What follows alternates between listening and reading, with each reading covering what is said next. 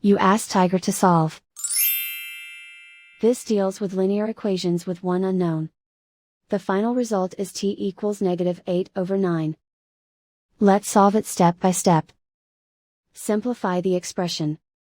Group like terms. Simplify the arithmetic. Group all constants on the right side of the equation. Subtract 8 from both sides. Simplify the arithmetic.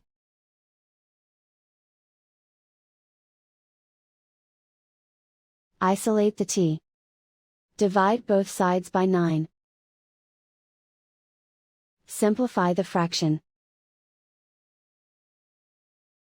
And so the final result is t equals -8/9.